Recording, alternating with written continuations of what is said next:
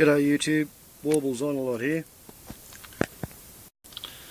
I'm assuming you recognise this as the red helmet and the firefighting flying helmet as described and depicted in the previous two videos on my scroll.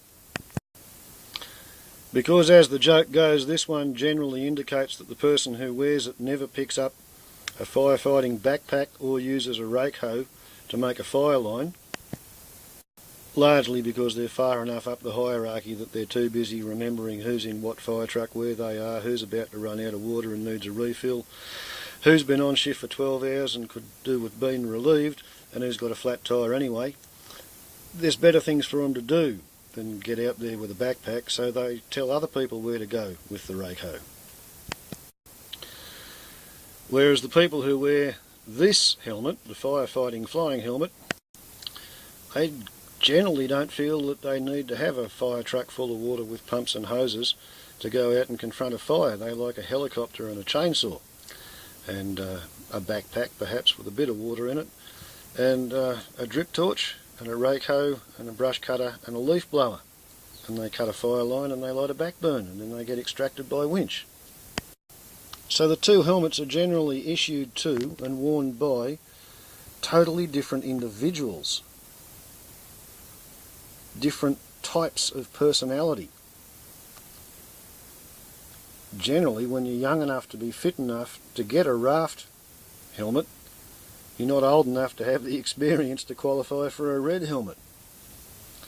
So this is a rare helmet juxtaposition,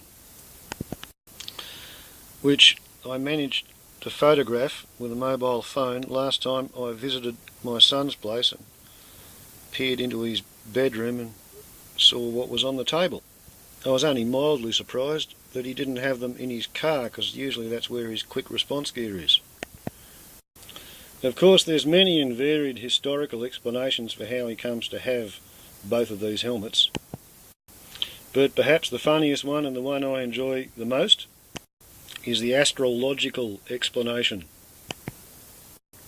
You see, according to the sun sign astrologers, depending on where the sun is on the eastern horizon on the day of your birth, it'll rise behind a different constellation, and the people who were born on that day will have a different set of personality traits to people who were born on a different day when the sun rises behind a different constellation. And of course, with modern technology, people like to say that that's all a lot of hooey. But you see, once upon a time, there was no electric light, no artificial light, and all the women in the world ovulated when the moon was full. So all the babies were conceived within 48 hours of each other. And it takes 9 months to build a baby, and there's a full moon every month. So once upon a time, every time the moon was full, people were either pregnant, making whoopee, or delivering a baby. So in the moonlight, the midwife could see where to go among the camps to deliver the babies, and the midwife was awake at dawn to see where the sun rose on the horizon and what constellation it came up out of, and there were 12 crops of babies, so they figured there were 12 human personality types. And according to the Babylonians,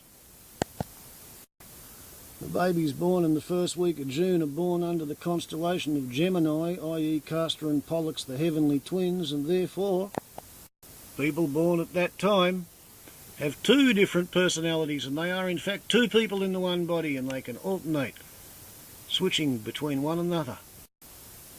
Castor and Pollux, astrologically twin firefighting helmets. Eh? What? Who would have thunk it?